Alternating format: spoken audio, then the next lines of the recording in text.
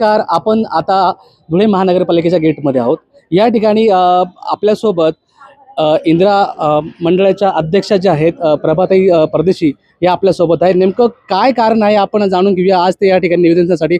ताई, नेमकं काय विषय आहे? आपण कुठल्या आमचा निवेदनासाठी विषय आला? असा आहे सर की शहरातील जे प्रत्येक चौकामध्ये शहरातील पूर्ण धुळे शहरातील प्रत्येक चौकामध्ये उघड्यावर चिकन मटनची दुकानं आहेत आणि त्याचा दुष्परिणाम असा होतो की मांस पडतो, इसडं पडतं, त्याचं रक्त ओपनली वाहत असतं. ते खाऊन कुत्रे माजत आहे शहरामध्ये आणि लाखो रुपये त्याच्यावर टेंडर शासन देत राहतं, लाखो रुपये खर्च होत राहतो. पण त्याचा व्यवस्थित जो पद्धतीने व्हायला पाहिजे त्या पद्धतीने कुठेच आपण पाहिली असेल की विल्हेवाट झालेली नाही आहे. आणि त्याच्यामुळे आजपासून 6 दिवसापूर्वी बारापत्तर येथे 19 लोकांना कुत्र्यांनी चावा केलेला आहे. आणि समजा चावा केला असता, एक अर्धा रॅबिस सारख्या कुत्र्याने कोणाला चावा केला तर रॅबिसचं इंजेक्शन दिल्यानंतरही पेशंट हा जिवंत राहत नाही. हे दुर्भाग्य आहे. एक तर पहिलेच आपल्या लोकांना एक दोन असे लेकरं असतात आणि त्याच्यातही अनेक लेकरांना चावलं तर आई वडिलांना अक्षरशः त्या मुलाला मृत्यूची मृत्यू मागावं लागतं. एवढं दुर्भाग्यपूर्ण रॅबिसचा प्रकार आहे. आणि तुम्ही आजही सिव्हिलमध्ये जाल, जेव्हा माहितीच्या अधिकारात आम्ही माहिती काढली तर ही 1 वर्षापूर्वी जी माहिती काढली त्याच्यात रोज 600 ते 700 महिन्याला 600 ते 700 लोकांना कुत्र्यांचा चावा असतो. आता तो मोठ्या प्रमाणात वाढलेला आहे. आणि निर्बीजीकरण करण्याचा यांनी जो टेंडर दिला होता तोही तकलादू पद्धतीने झालेला आहे. कुठेही तुम्हाला 40 ते 50 हजार कुत्रे धुळे शहरामध्ये मोकाट फिरत असतात. चौकात तुम्ही गेले तर हे सर्व बघाल की किती भयंकर प्रकार झालेला आहे.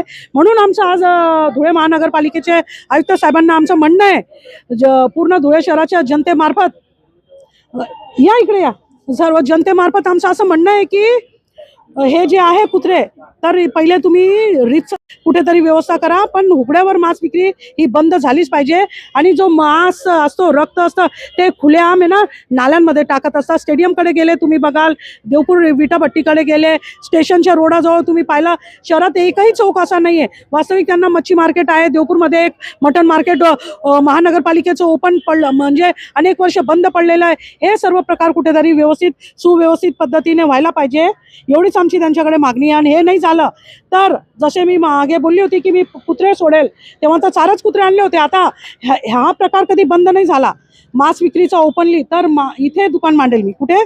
महापालिकेच्या गेटवर मी मांस विक्रीचं दुकान मांडेल. ताई, आपल्याला ज्ञात असेल की मागील काही महिन्यांपूर्वी देवपूरमध्ये एक लहान चिमुकलीला देखील कुत्र्यांनी चावा घेतला आणि त्या चावामुळे ती मुलगी दगावली होती. त्या संदर्भात ज्या तत्कालीन ज्या आयुक्त होत्या, या आयुक्तांनी स्लेटर हाऊस बांधण्याचं एक त्या टायमाला परवानगी दिली होती. नंतर त्या झाल्यानंतर आपण त्याच्यानंतर काहीच पुढची प्रोसेस झाली नाही. या संदर्भात आपण काय सांगा? जे देवपूरमध्ये तुम्ही बोलले, बोरसेनगरमध्ये ती मुलगी वारली होती. 1 वर्षाची खुशी राहते नावाची मुलगी होती. ते प्रकरण आणि ते कुटुंब मी आणलं होतं. ते कुटुंबाला मी आणलं असं त्यांना आम्ही सांगितलं होतं 5-25 लाखाची भरपाई यांना देण्यात यावी. परंतु असंवेदनशील लोक जेव्हा प्रशासनामध्ये बसतात तर त्यांनी आम्हाला स्पष्ट सांगितलं होतं ते तर भरपाई तर जाऊ द्या, माझ्यासह त्या कुटुंबावर त्यांनी गुन्हे दाखल केले होते 353 सारखे. पण मी डिपार्टमेंटला विनंती केली होती की हे कुटुंब मी आणलेले गुन्हे माझ्यावर टाका, त्यांना बाजूला करा. तेव्हा ते नाहीतर प्रभा परदेशीसह 6 लोकांचं त्यांनी नाव तिथे घेतलेलं होतं. आणि हे एवढे 36 बाईट काढल्यानंतरही त्यांना कुठे झू रेंगत जो शेल्टर होम होता तो तकलादू पद्धतीने त्यांनी उपस्थित केला होता. आणि आम्ही त्यांच्या मध्यंतरी त्यांना एक पत्र पण दिलं होतं की जेवढे तुम्ही निर्बीजीकरण केलेले त्या लोकेशनसह तुम्ही आम्हाला फोटो उपलब्ध करून देण्यात यावे. तसे फोटो त्यांनी आम्हाला उपलब्ध करून दिलेले नाही. ताई, आता जे आपले आयुक्त साहेब आहेत कापडणे साहेब, साहेबांनी देखील आता काही दिवसांपूर्वी एक आपल्याला सांगितलं की 2 कोटी रुपये समथिंग काहीतरी अमाऊंट आहे. त्या अमाऊंट ह्या जे मोकाट कुत्रे यांच्यावर खर्च केले जाणार आहे, जे स्लेटर हाऊस बांधले जाणार आहे व त्या कुत्र्यांना कुठेतरी घेऊन त्यांचं निर्बीजीकरण केले जाणार आहे, या संदर्भात आपण काय सांगणार?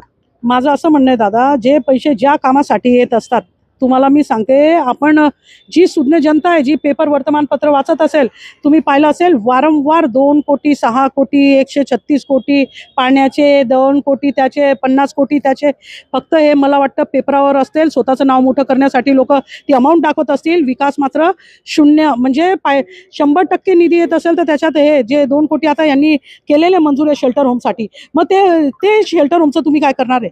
हा पैसा करदात्यांचा पैसा आहे. याला खर्च करताना इथे जबाबदार व्यक्तीने तो नियोजन पद्धतीने करायला पाहिजे. एवढा जर कर येत असेल 10 पटीने आता त्यांनी वाढवून दिलेलं आहे. शास्त्री आता माफ करतात, एकीकडे 10 पटीने वाढवतात. 10 पटीने पैसा वाढल्यानंतर मोठ्या प्रमाणात आवक असते आणि ते आवकीचा पैसा हा आपल्या मनमर्जीने खर्च करत असतात. त्याच्यावर कोणत्याही प्रकारचं यांच्यावर वचक नाही आहे. जनतेने, धुळे शहराच्या तमाम सुज्ञ जनतेने यांच्याकडे हिशोब विचारायला पाहिजे प्रत्येक गोष्टीचा.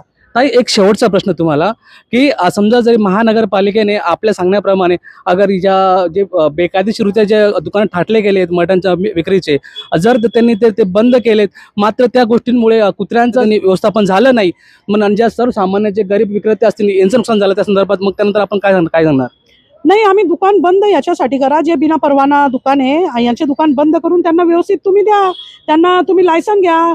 एज्युकेटेड लोक इथं बसलेले आहे, त्यांनी प्रत्येक वस्तूची काळजी घ्यावी लागते.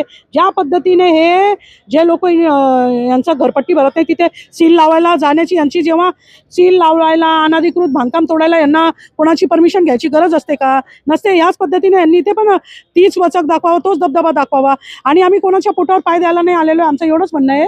रीतसर त्यांना लायसन द्या आणि त्याच दुकानं चालू ठेवा आणि पण त्यांना एका पडद्यामध्ये काम करायला लावा. ताई, समजा महानगरपालिकेने तुमची मागणी मान्य नाही केली, ज्या प्रकारे तुमच्यावर अगोदर गुन्हे दाखल केले गेले या संदर्भात, तर यापुढे तुमची भूमिका काय असेल?